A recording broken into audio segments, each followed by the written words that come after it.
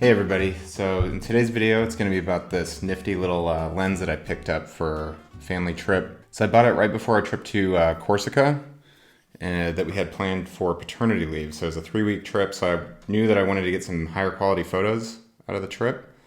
And the stock lens on this camera, which is a 12 to 60 millimeter lens, I just really wasn't using this camera. It was basically just sitting in a drawer because the iPhone was basically getting better. You know, an iPhone 15 Pro is getting better pictures than this camera.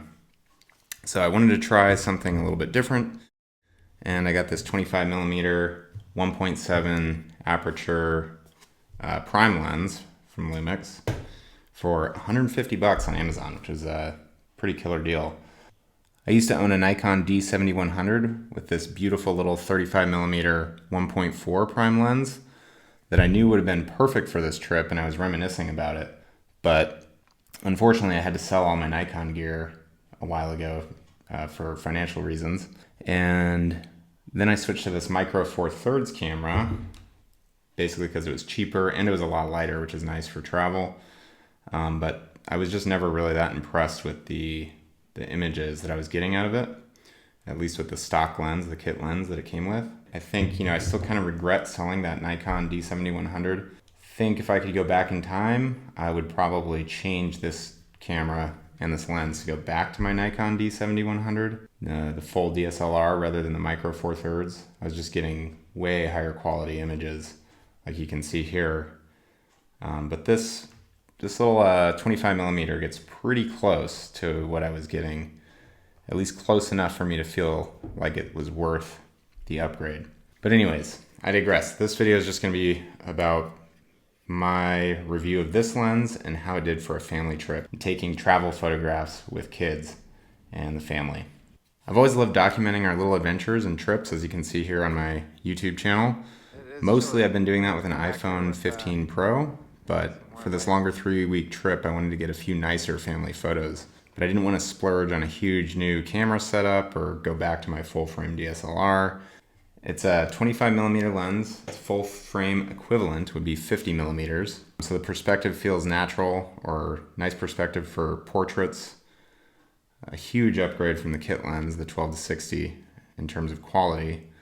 And that, there is that lack of ability to zoom, so it forces you to engage with what you're doing just a little bit more, and that ends up giving you better quality photographs, I think. So as far as the pros go for this lens, the best part, of course, is the 1.7 aperture.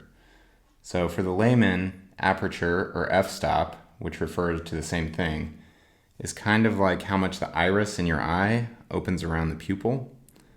And the lower f-stop numbers is like the iris opening more, allowing more light into the pupil, which creates this nice blurry background or bokeh effect, which a lot of people like, and I think really it definitely makes family portraits look a lot more professional.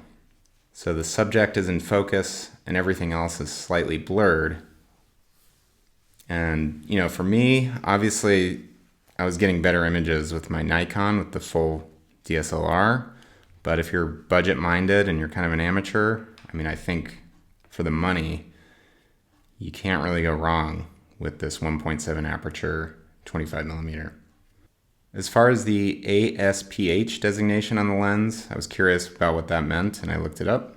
So ASPH is short for aspherical, which means not spherical, and it refers to the lens elements inside the lens. And unlike traditional spherical elements inside the lens, aspherical lenses, or not spherical lenses, have a more complex shape that helps reduce common optical issues like distortion, spherical aberration, and coma. Not really sure what that means, but basically it means sharper images, especially at wide apertures or around the edges of the frame. And basically it looks like lens manufacturers like Leica, Panasonic, and a few others use this ASPH designation to highlight that feature of the lens. But basically, what I read, it's a sign of higher quality glass and better image performance. This lens is definitely super light.